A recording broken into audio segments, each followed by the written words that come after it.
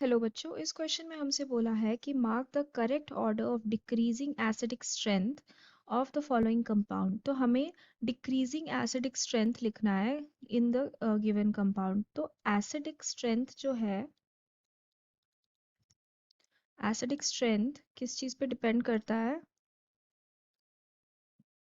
ये directly proportional होता है to positive R effect that is resonance effect, या negative M effect that is mesomeric effect, या negative inductive effect. ठीक है।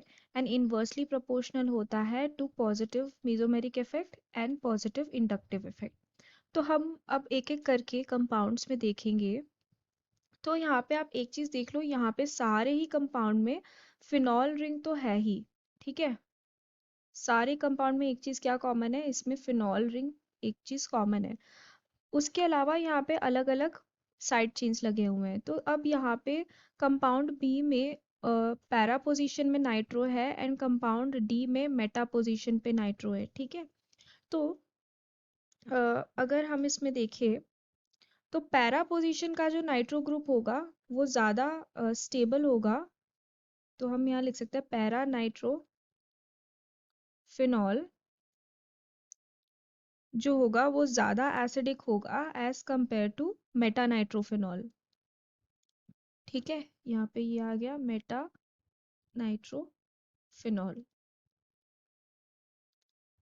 बिकॉज पैरा पोजीशन में सिंस यहाँ पे जो डिस्टेंस है वो इंक्रीज हो रही है, उसके कारण ये रेजोनेटिंग स्ट्रक्चर्स बहुत इजीली बना सकता है। तो इसलिए जो अगर नाइट्रो नाइट्रो सेम ग्रुप की बात करें तो पैरा पोजीशन वाला नाइट्रो ग्रुप ज़्यादा स्टेबल होता है as compare to meta position वाला।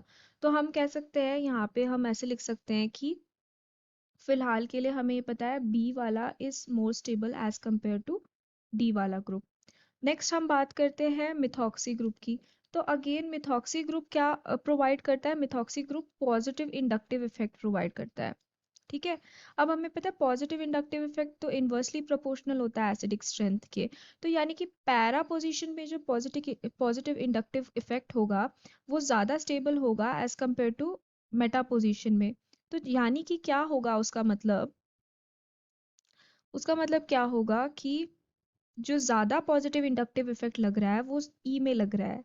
ई में ज़्यादा पॉजिटिव इंडक्टिव इफेक्ट होगा तो एसिडिक स्ट्रेंथ ज़्यादा किस में होगी? ई में कम होगी। ठीक है। तो ज़्यादा एसिडिक स्ट्रेंथ ई में कम है, तो हम कह सकते हैं कि सी वाला जो है वो ज़्यादा एसिडिक है एज कंपेयर टू ई वाला। ओके। देन हम बात करते हैं ए की। तो ए वाला जो होगा वो उसमें कोई एडिशनल इंडक्टिव इफेक्ट तो नहीं लग रहा है। तो हम कह सकते हैं कि ए वाला जो होगा वो ज़्यादा एसिडिक होगा as compare to C and E, and B and D जो होंगे वो ज़्यादा एसिडिक होंगे as compare to C and E.